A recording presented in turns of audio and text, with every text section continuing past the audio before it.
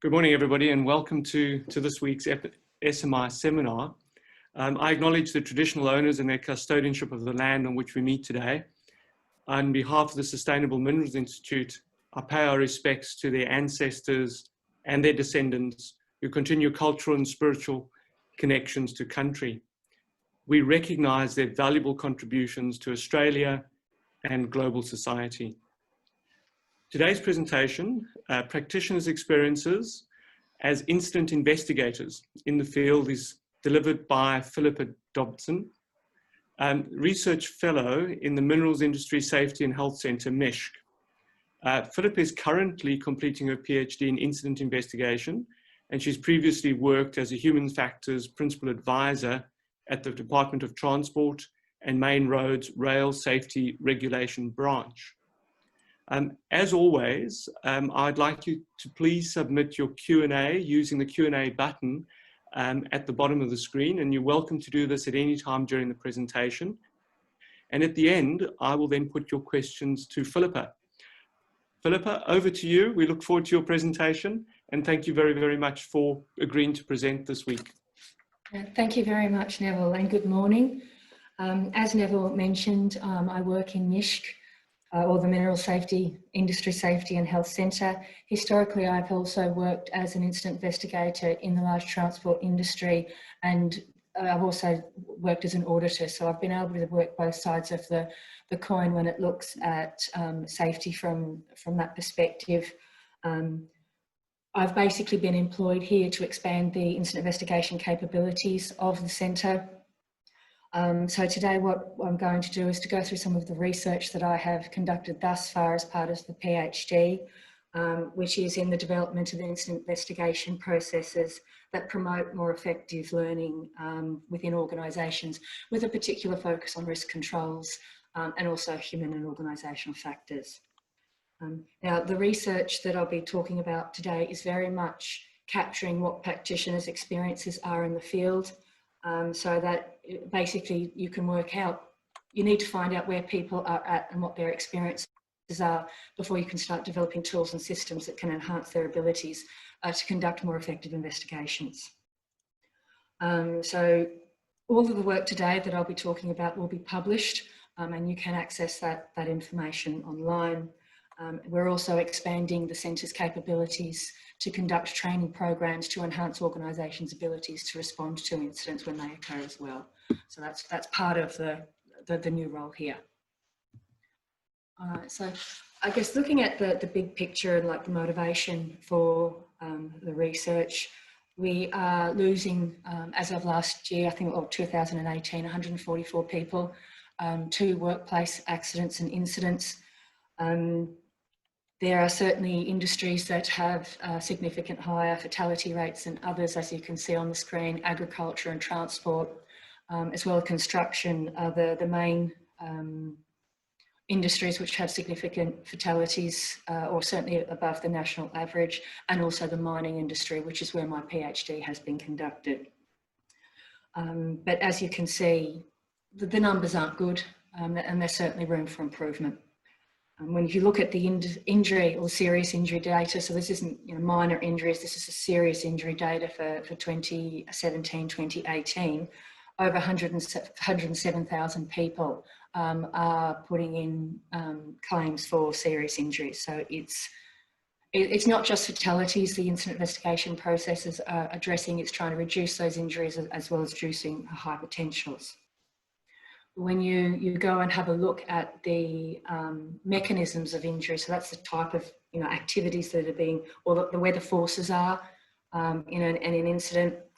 This data looks across all of the industries, and again, about 31%, so almost a third of people are being killed by vehicle collisions. We've got another 17% that have been hit by moving objects. And then another 13% that are predominantly being involved with falls from height. But overall, just over 60% are a result of interactions with vehicles or collisions with vehicles. And you see a very similar pattern with the injury data as well. All right, so over time, we're seeing the same sorts of mechanisms or the same sorts of incidents being represented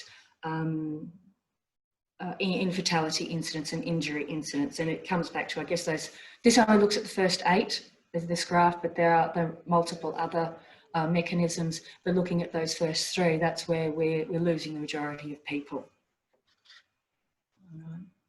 Now, if we specifically look at fatalities in the mining industry, this goes back to 2007. I haven't got access to the most up-to-date data thus far. But again, this is looking at that time period. And what you can actually see is a bit of a pattern there, where some years we've got a higher number of fatalities, the next years we're having less number of fatalities. But this suggests a medium or a plateau in those fatalities. All right, so when we're looking at injury data, we're also seeing a similar picture. And this is breaking down the serious injury claims across, I guess, the different, industries within, mining, the coal mining, the metal ore mining, and the non-metallic mining industries. And as you can see, over time we are making a dent in the serious injury data, but you can see again, since about 2008, 2009, we're starting to see that plateau. Right, so the benefits that we're seeing from previous initiatives are starting to reach their limits. All right. So overall, when you look at these trends over time, we appear to be killing people the same way that we did 20 odd years ago. And certainly we have improved our focus on health and safety, hence why those numbers are coming down. But we certainly aren't maximising our ability to reduce repeat incidents. So from the perspective of my PhD, it's either a case of we're not investigating these incidents effectively, or we're certainly not getting the most of that opportunity to conducting investigations, or we aren't implementing those learnings back into the organisational framework in a way that those learnings endure or are meaningful. And the reality is it will be both. The fact of the remains, though, that there is more that we can do. All right, so in terms of the failure to learn perspective, there has been a lot of research done. Kletz and Hopkins are just 2 researchers to mention. With regards to capturing learnings from previous incidents, we don't appear to be doing that as well as we could. A lot of corporate knowledge is within our employees. When they vacate the organisation, that corporate knowledge goes with them. We also have issues where we're not even learning from incidents that occur in our own companies, let alone in companies in the same industry or different industries altogether. And certainly, in my experience investigating in the large transport industries, there was a lot of learnings that could be acquired from one industry, say for example aviation, and applied in the rail industry. A lot of work has been done. Some of the challenges has been we're not looking beyond immediate causes, so we're identifying that technical issues occur or somebody has made a mistake or conducted an error, and that's where the investigation ends. Right. We're certainly limiting our ability to, stop repeat incidents, but if we're just focusing on that frontline area, we do need to start looking through the managerial processes, the organisational processes, and also the regulatory and external processes that influence an organisation. And that leads on to, I guess, the incident investigation processes themselves. If we're not encouraging people to look beyond those immediate causes, and giving them the time to look beyond those immediate causes, then we're limiting our ability to learn. So placing that structure in the incident investigation processes themselves provides an expectation that is what the organisation is now wanting from their incident investigations. And certainly there's been many of the risks that we are seeing in incidents are known. We're not seeing too many remarkable or really unusual outliers. These are known risks for routine tasks. And there's certainly been research done in Australia and overseas looking at a focus on risk controls. So these are those features of the environment which can either prevent an incident or therefore mitigate and mitigate the potential consequences. So Noetic in Australia undertook a research of 4 incidents, or analysis of 4 incidents that occurred down in New South Wales. And again, the risks were known. These were routine tasks, but the investigation processes themselves didn't focus on controls. So it's not just checking that those controls were implemented and were in place, but also how effective they were as well.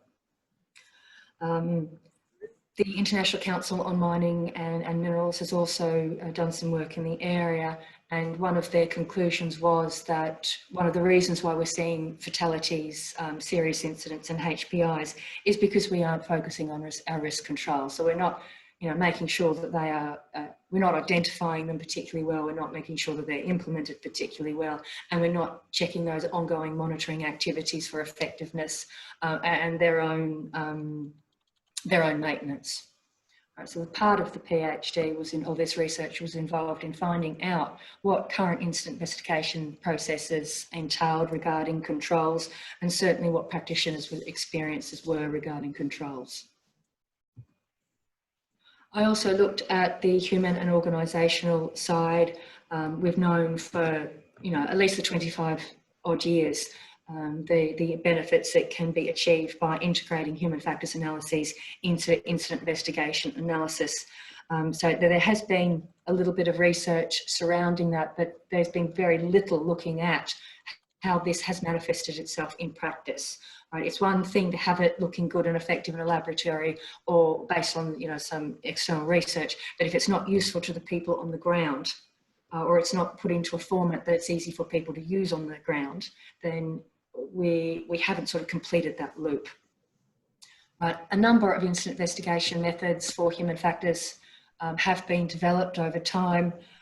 So I guess this research was really about trying to find out how extensive this adoption had been in the field, or has been in the field.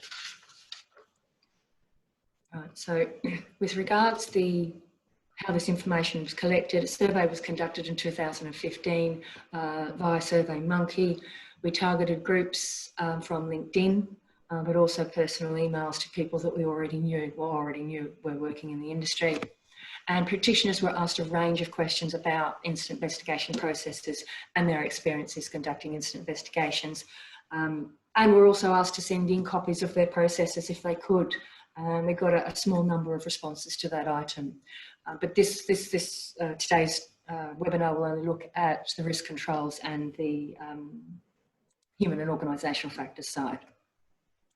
Overall, basically 222 people or practitioners provided responses to all of the questions, or the majority of the questions. Mining, construction and transport were the 3 predominant industries represented. And that the experience of personnel was really quite large. Over 70% of practitioners had conducted over 16 investigations, and again over 70% of investigators were either currently conducting an investigation or had completed one in the last 6 months, so their skill set was recent. So one of the questions was, how frequently or how often do you identify what controls were present at the time of an incident? This graph covers the actual cohort and then breaks it down into the 3 or 4 industries that were mostly represented in the data. And as you can see with the cohort, whole cohort group, over 55% are saying that they always identify what controls were present. All right. And as you can see, there's a fairly similar pattern across the other groups. Obviously, construction is indicating that they identify controls that were present at a lot higher frequency than the other industries, or certainly they are indicating that they are. And I'm not entirely sure why the other group demonstrated a reverse of that pattern, but obviously there's a lot of different industries involved in that group. So when the next question was, how often do you actually assess the effectiveness of those controls that were present?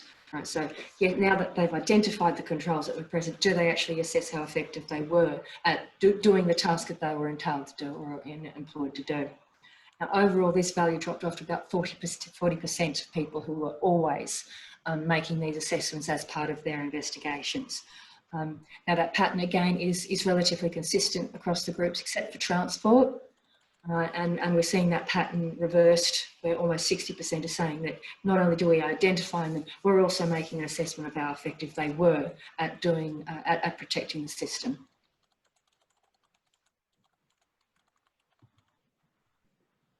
The final question was, as part of their incident investigation, do they seek information on controls that, although weren't present at the time, could have been effective at either preventing the incident or reducing the severity of the consequences?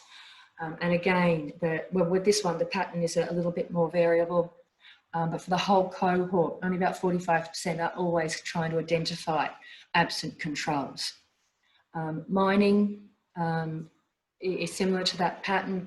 What you're seeing with construction and transport is that they are a little bit more proactive. So over 40% and over 60% are always looking for potential controls that can further enhance the system for the future.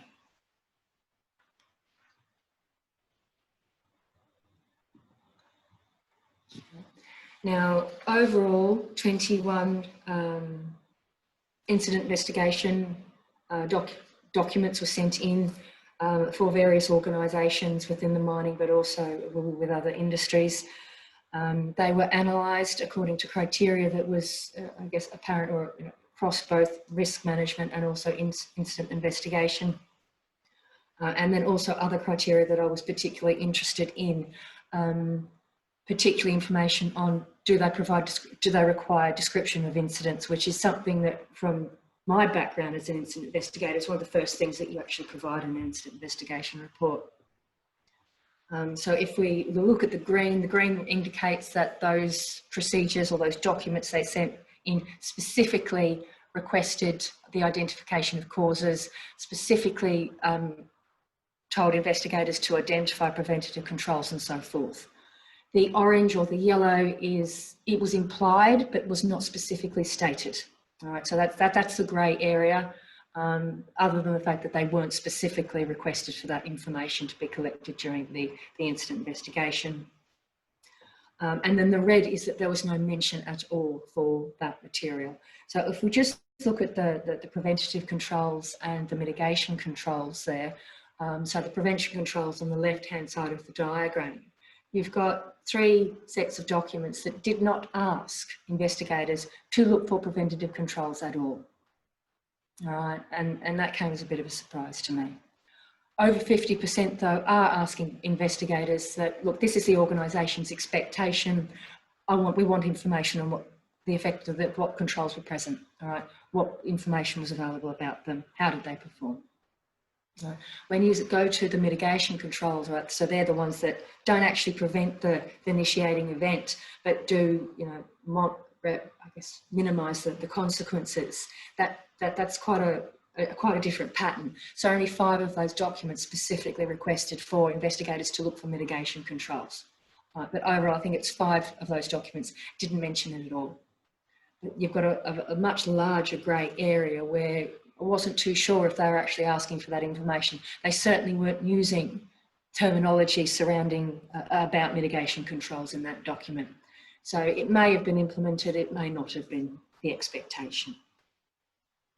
And again, the description of the 2 things that they appear to be doing very well is a request. The expectation is that you will identify the causes and you will generate recommendations. So those 2 features would have been done particularly well. All right, moving on to the human and organisational factors, practitioners were asked 3 main questions. How often do they use human factors and organisational factors analysis as part of their current incident investigation activities? And that is the black line in the graph. The second one was, when used, do human and organisational factors analysis deliver useful recommendations? And that's the red line. And then the yellow line is, when used, to what extent are human and organisational factors identified as the significant causes in an incident? So for the, I guess, the yellow line, the black line, which was how often do you actually look for human and organisational factors, although very low numbers indicated never, it was still only half stated that they always considered human and organisational factors as part of their analyses. So there's certainly a lot of room for incident investigators to enhance their focus on these features in their current processes, right, and subsequently enhance the quality of the investigation that they overall conduct. Now, when we look at how useful, again, the numbers for never finding it useful were quite small, but as you can see, we're only finding about 38% saying that they always generated a useful recommendation. And then when we looked at whether or not they generated significant causes for human and organisational factors, this dropped back to about 30%, as always finding useful information from that process. The only significant differences that were found were with question 1 with regards to how often it was used, and it was very much a case that transport investigators were significantly, more significantly using the human factors analysis compared to the mining and the transport industries, which was, again, an interesting finding, particularly given the number of fatalities and their injury rates. Participants were also asked, or practitioners were asked, about generating recommendations for addressing identified human and organisational factors. Now, this is a hierarchy of effectiveness, which is very similar to the hierarchy of controls. The effectiveness model is very much about looking at how controls perform once they've been implemented. All right, so as we can see, there is a bit of a pattern there, but again, the features on the lower side of the hierarchy of control, so education and training, rules and procedures, emerge as the most often recommended action or solution to apply human and organisational factors recommendations. When you're looking at the engineering design, automation and separate computerisation, they were the least frequently identified recommendations. And then we see a bit more variability around the engineering design, simplification and standardisation, as well as engineering controls. They peak around the middle of the scale around we occasionally or frequently use or identify these controls. And again, the results suggests that future work focusing on the development of enhanced human factors and organisational factors investigation methods certainly would assist practitioners identify controls or generate recommendations that are higher on the hierarchy of effectiveness. So I guess in summary, looking at the risk controls, only about 60% said they always identified risk controls as part of current processes. This to me was a bit of a surprise. I felt that, or I expected that there would be a higher focus on defences that either performed well or didn't perform well as part of an incident process. And it certainly does sort of imply that questions around, asking people about what was supposed to protect the system weren't always being asked as part of the incident investigation itself. And the identification of controls was higher overall than the remaining control questions. But again, I felt that it was a little low. When you looked at the assessment of effectiveness, this dropped roughly to 40%, saying that they always looked at it, and then a similar one for considering the absence of controls, or other than the transport industry, which was a little higher there at 65%. The usefulness of the risk control assessments as part of incident investigation processes doesn't appear to be yet as fully realised as it could be. And there is certainly reflected in the documents that practitioners submitted as part of what they currently use to conduct current incident investigations. All right. So from the human and organisation factors, again, the results imply that there is benefits to be had with a greater focus on human and organisational factors, and certainly it's not being realised yet in incident investigation processes. So there's still a disconnect between what we know is going to be useful for enhancing the quality or the effectiveness of our incident investigation processes, but it's not actually in the documentations that the practitioners themselves are using. So we're not quite there. There's certainly room for improving the processes, and similar again. I guess the the findings with the hierarchy of control wasn't particularly surprising, and we're certainly seeing recently in the Brady report that as part of that, I guess, analysis of fatality data in the mining industry, the controls that are being implemented or recommended are certainly at the lower end of that hierarchy. So they're very much the administrative controls that are being put forward.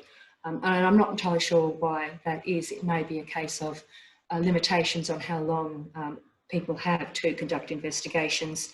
If they've only got a short time to generate recommendations, that the report must be on the table within 4 days or 2 weeks, then it may limit the sorts of recommendations that they are able to explore and put forward confidently.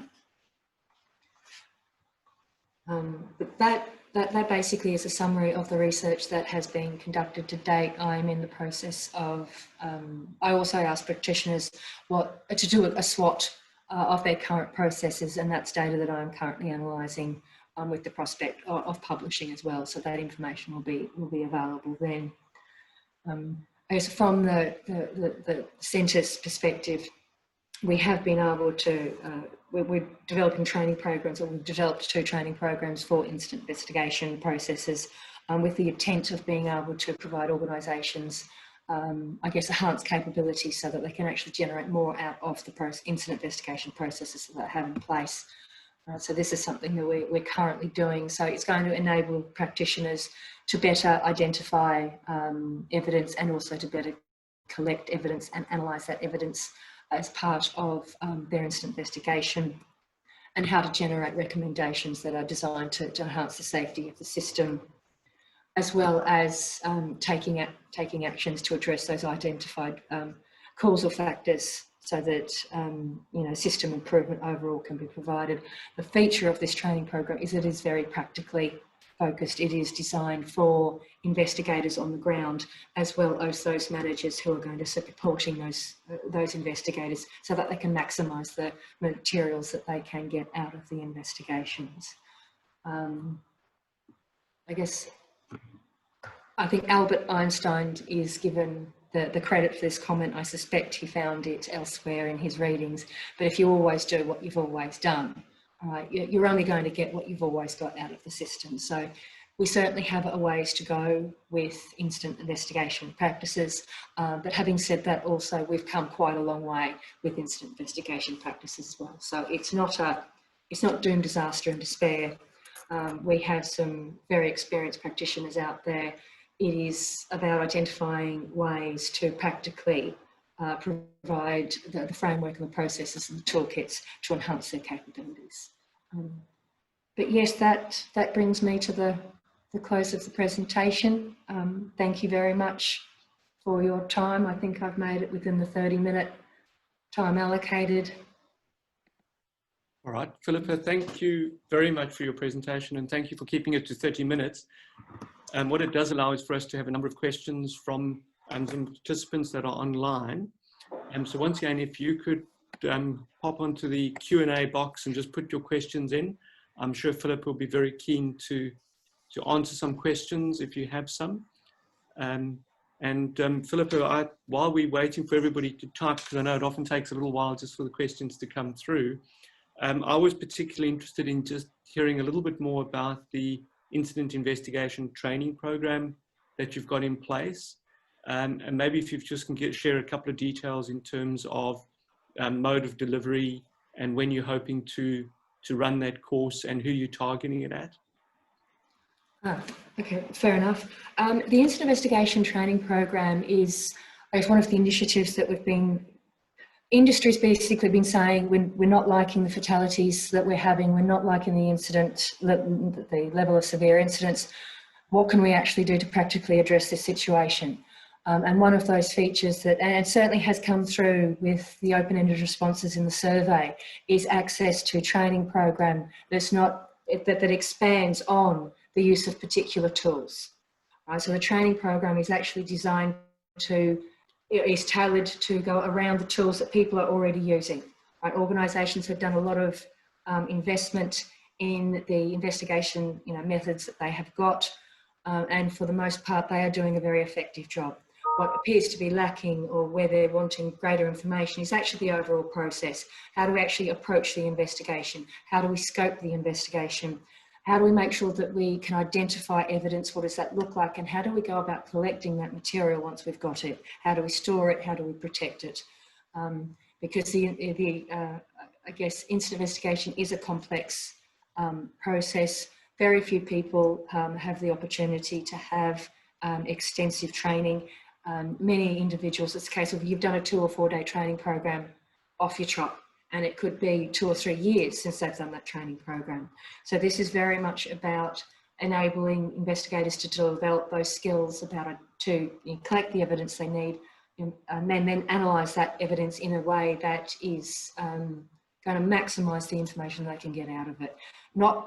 We're sort of being taught that, we only need one tool. All right. Every tool has its strengths and benefits. It's very much about finding out what those strengths are, what those weaknesses are, and then supplementing with other tools or other strategies. All right. So at this point in time, we are conducting those training programs face to face. So obviously we've got some limitations with the current situation. We have run training programs here in Brisbane. We are running a training program up in Townsville in September. We also are running another training program out in Mount Isa, and there will be an additional training program here in November. Now, those are the ones that are set. Right? If an organisation wants 8 people trained in incident investigation, then we can adapt to their needs. It is primarily face-to-face at this point in time. Trying to get this online is an absolute mammoth job. Yes, and Queensland really is the border for which we can travel at this point in time, but it's open to Australia, and I certainly know that Brett is keen to see it run internationally. Oh, fantastic, Philippa, thank you. I've got a couple of questions that have come in. So the one is really a question around how companies are treating absent controls versus failed controls. Okay. And that is a very good question. With the feedback and the information that I am getting at this point in time, much of the challenge has been the identification of the controls, and then you can actually start to determine whether or not how that control has failed. And the question about failed controls is, when we actually put that control in the first place, did we actually consider these types of incidents around it? Is it a case of the control actually has performed the way that we anticipated? It simply wasn't able to cater for the risks that we were seeing. Right. So when it comes to failed controls, organisations are certainly developing their skill sets around identifying where controls have fallen down and determining how they're actually going to implement, how they're going to address that. And it certainly is something that is, of what I am seeing, it is a case of, it's not just one person who is trying to deal with that process or trying to analyse how these controls have failed. They are actually getting some of their subject matter experts within their organisations themselves, right, to say, okay, this is the incident, this is the controls that we were expecting to be in place, these are the ones that performed well, these are the ones that failed. Why did they actually fail? And start to do a bit of a gap analysis about what the expectations were and how it actually performed in I guess, in the real world, under real world conditions, because real world conditions can be quite messy and very complex. With regards to absent controls, I'm not entirely sure at this point in time. It seems to be in some situations that it's very much up to the investigators themselves.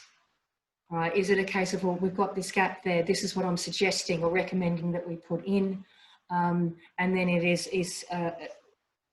ends up to be a discussion, I believe, with management, but I would need to find more information from industry themselves, I guess, to really extensively answer that question. But they certainly are acknowledging that controls aren't performing as intended, that they aren't always working the way they want them to, and that, there are other controls that can be presented. But there are also, I think, we've also got a training program on critical control identification and management. So there is information available these days.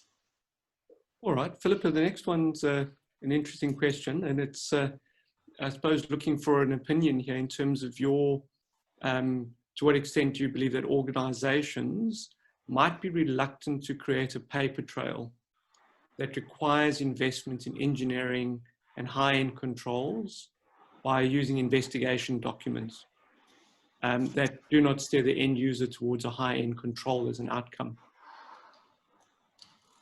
That is a complicated question from many aspects. When we're starting to approach how organisations respond to incidents, how they respond to the generation of risk controls and that control management process, we're starting to talk about the actual safety culture of the organisation. And we certainly know in mining, and many people are straight up about it, that we have a lot of work to do on a scale of 1 to 5. You know, 1 being very reactive and the other being high reliability organisations. We're sitting around the 3 mark. All right, we've got some organisations that are doing a bit better in some aspects, and others that are a little lower than that mark. It is a challenge. It is a challenge. Generating that intent and desire to invest in your more, I guess, enduring controls is a challenge.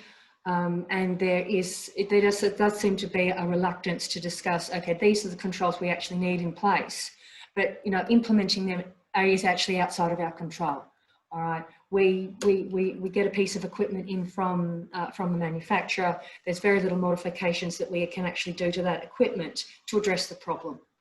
All right, so there's an enormous amount of research to do in that area, and I know Eric Stem has done some work around safety culture, and I believe strategies that can be engaged or employed to explore how do we actually get ourselves to the next level. And it is a hard one. I don't know if I've really answered that question other than acknowledging, yes, it does appear to be an issue. Yes, there seems to be a move within the industry to see how can we actually enhance our response to incidents, and how can actually bolster our risk management processes, because we are identifying these areas where we do need to have more enduring controls. So it's certainly an area that is, it's incrementally, you know, improving, but there is still a lot to be done. Yeah, I think we are definitely seeing a drive away from administrative controls into engineered controls. But is that fast enough? Are we doing enough? I think is a good question to ask.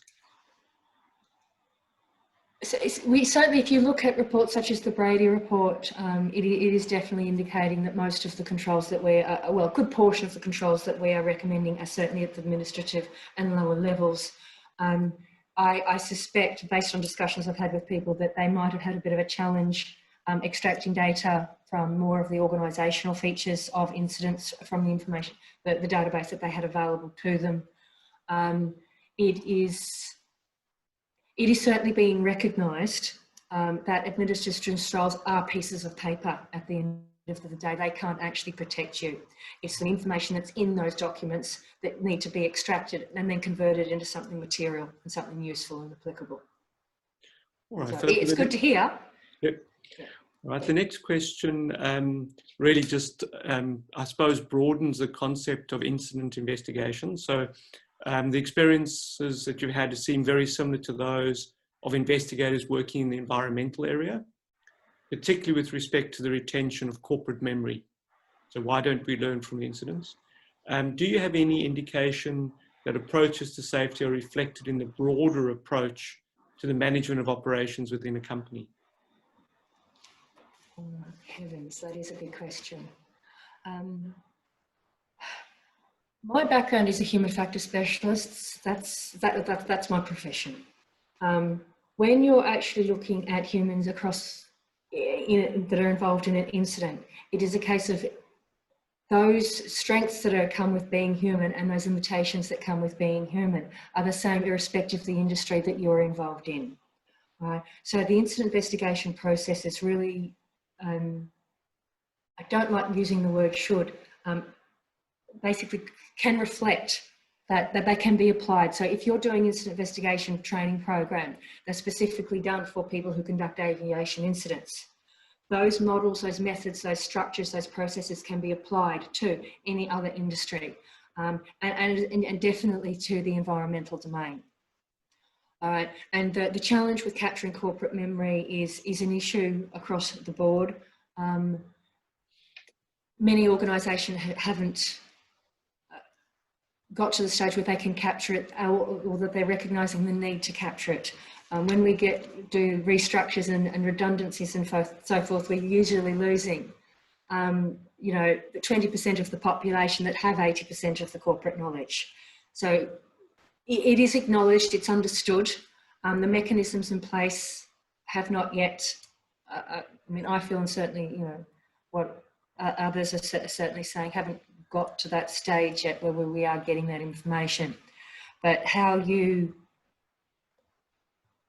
broaden that into the senior management sort of processes, I'm not entirely sure. That's definitely the field from an organisational psychologist, I think.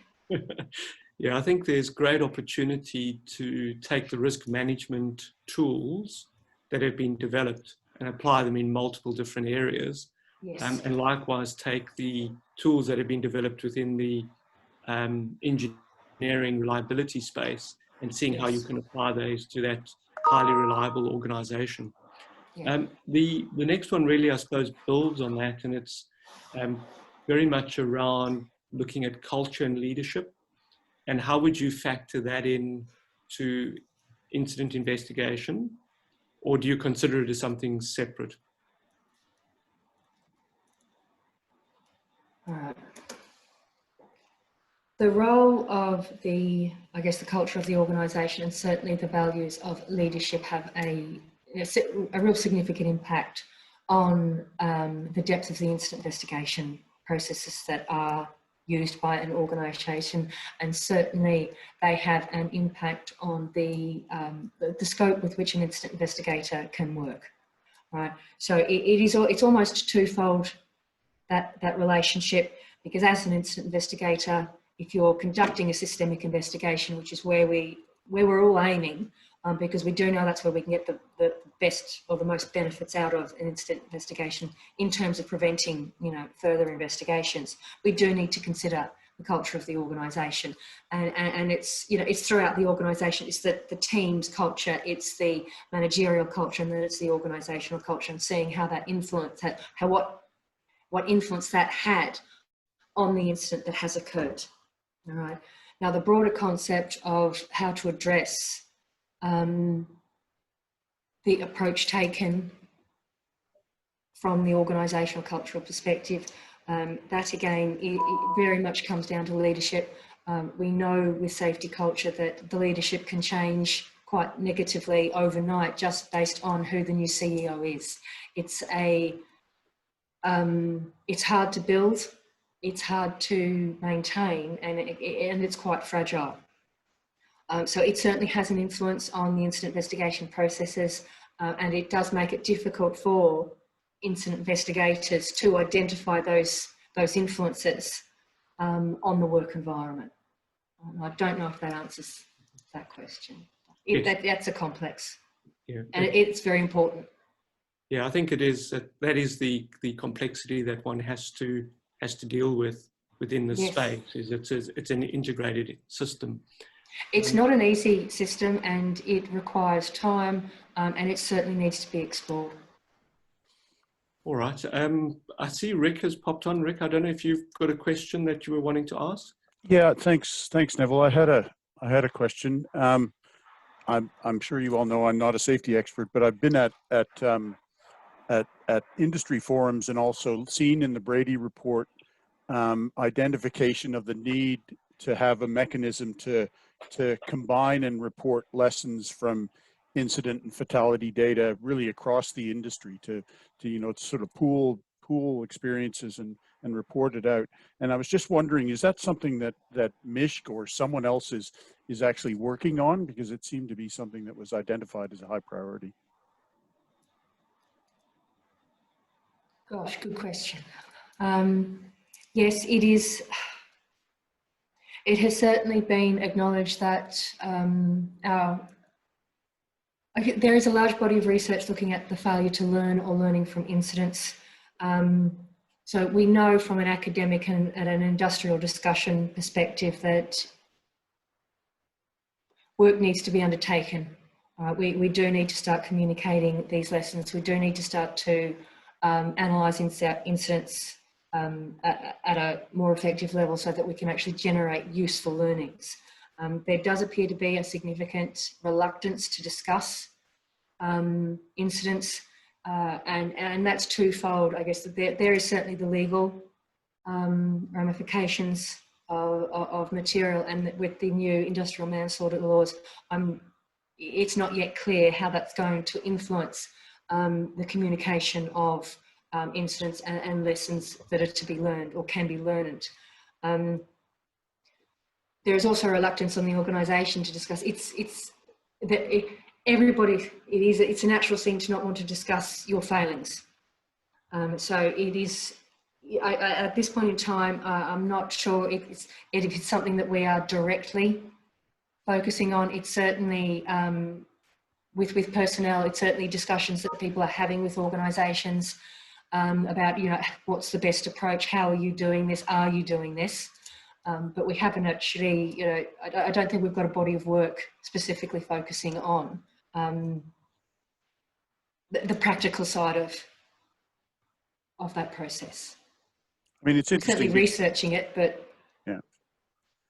As you were saying that, I was thinking, yeah, I can understand why people would be reluctant to start sharing potentially legally sensitive information, but there are, there's probably a few different industries where it's possible to make that information anonymous. I don't know whether that could be done in our industry. It's a little bit smaller, I guess, but anyway, yeah, thanks for that. That was a great answer. There's certainly really a mechanism through the Regulator's Office to anonymously report concerns.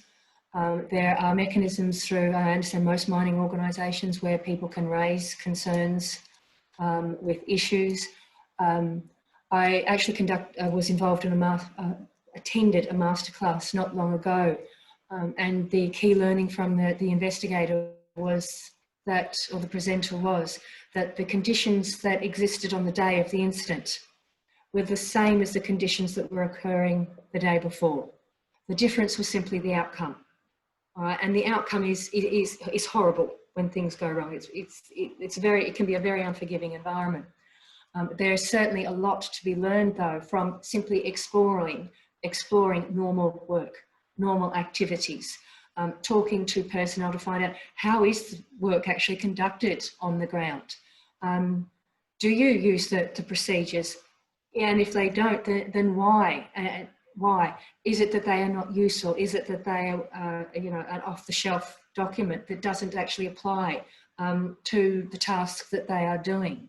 So that there are certainly opportunities to start having these questions and having these discussions about what we can learn about everyday activities or the normal task that is done outside, I guess, the context of an accident or of an incident. There is a lot that the consequences after an incident for people, not only from the injuries that they have sustained, but ongoing, work opportunities and, ongoing potentially legal activities, stifles their ability to communicate openly. Whereas if you're actually talking to people on the ground in the jobs as they're doing them, you will find out. It's a case of, well, this is how we do it on a normal day. But, if we get to work and, this feature of the environment has changed, we know that we need to adapt. Right? And that is the grand thing about human beings, and the ideas that we're starting to get to, is that human beings or operators are very involved in preventing incidents because they know the systems, they're on the ground, they know how the beast behaves, so to speak. Right? And there's a lot of adaptation that goes on that procedures simply can't capture in the detail. Right? Otherwise, you'd have, procedures that are as long as a table. All right. A lot of fluidity occurs during the task, and that is because operators are experts in their their business. They do know what they're doing, and if they don't, they're usually in a team where they can get the information that they need. So there's a lot of discussions that can be had before you've got a pile of rubble or somebody's been injured. Right, Philippa, we've got one last question here, which I think we've got time to take, and then I'll just wrap up the seminar. So if anybody's got any burning issues, now is your last chance to put it up. And I'm not sure, I think you covered this to some aspect, but I'll ask the question anyway. So it looks like we've hit a plateau in terms of rates of fatalities within the mining sector. And have we compared this rate to sort of everyday life activities and work in other industries? And is there something that might be underlying that sort of brings all of us down to a sort of a natural base rate, irrespective of industry or activity? Right, big question again. We're certainly seeing a plateau in the mining industry, but I think based on one of those, certainly the serious injury graphs, I guess I'll back up a step. When looking at safety over, I guess the last 100 years, we've been doing a lot of, or engaging a lot of activities to actually address this issue. Historically, it's been a case of, it's been an act of God. Right, well, if it's an act of God, then we can't do anything about it, so we'll just continue doing the job at hand. All right. Then we started to realise that yes, we can actually enhance the safety of the system. We can put legislation in that requires, a minimum requirements from organisations to uphold. Right. So we've got legislation that specifically, really clearly states, if there's an incident, you need to notify the regulator that it has occurred. This is what we're expecting, right? We're expecting a written report and an investigation to be conducted by the organisations themselves, right? And then organisations have come along and said, well, those base levels aren't necessarily, going to provide us with the information that we need. So they take the next step, right? And then they enhance the processes that they've forgotten that they're engaging to increase their safety, right? So they enhance risk management activities. All right, risk management is something I believe that came into the 80s or 90s in Australia. And it has, as a system or a process, has enhanced safety dramatically over time. If you compare some of our injury and fatality rates to what's happening over in America, say, for example, in the mining industry, it has resulted in enhanced safety. It has resulted in less major accidents. It has resulted in less fatalities and less injuries. So it seems to be a case of, we identify that there's an issue either from an industrial or from a regulation perspective. We undertake certain steps to enhance the system safety. That develops over time. We've also, put in risk management. But I guess we're seeing that plateau because, those initiatives have done an enormous amount of good. They have overall enhanced system safety, but they're getting to the limits of what those capabilities are. So again, we have focused on culture and other features of the environment, but we're getting to the stage where we're saying, okay, 10 fatalities a year isn't acceptable. Whereas 100 years ago, we might have said, well, it's only 100 people. Right, so we've got societal expectations now that, okay, historically mining may have been an unsafe industry. Yes, people do die from it, but that's no longer acceptable. Right, so there's a lot of complex factors that influence what our expectations are regarding safety. So we're now seeing that plateau. We're now looking for what other activities or initiatives can we start to implement or research to put into place to start to drag that number down even further. Right, and of course, it's the overall goal is zero. That's what we want. Realistically, that could be a real challenge. Right, so, and it takes a lot of work, a lot of effort, and it needs systems that stay active, systems that stay alive. It's not a case of, well, implement and then forget, or tick a box and it's done, it's been dealt with. So there's a lot of work that's going on trying to drag those numbers down further. But yes, it's an active process, and yeah, I guess it is getting there. So I don't know how much more I can really sort of add to that. Yeah, I think we absolutely have to get to zero. Yes. We cannot debate that.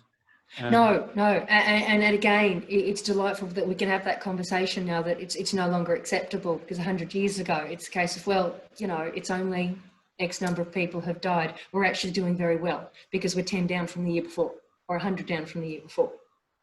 So it's those are the sorts of statements that we are now saying in public, and once we start saying them out aloud, we can actually start, you know, putting the foundations to achieve those goals. Yeah, Philippa, thank you very much. And I think as we move and do more investigations and move up that hierarchy from administrative, you have to believe that we can get to zero. I think there's a lot of opportunity for us to do this a lot better. And thank you for your research and your contribution in the seminar today. Greatly appreciated. Just for everybody, we'll be back again next week, Tuesday.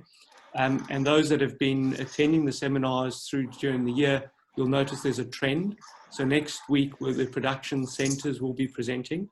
So I've got Dr. Paul Gow will be presenting as a group leader for Total Deposits Knowledge. And the title of the presentation is Undercover Western Warramunga Province, the Rover Field Revealed. So we look forward to seeing you again next week. And to everybody attended, thank you very much. And once again, Philippa, thank you for your time and your presentation. Thank you. Bye.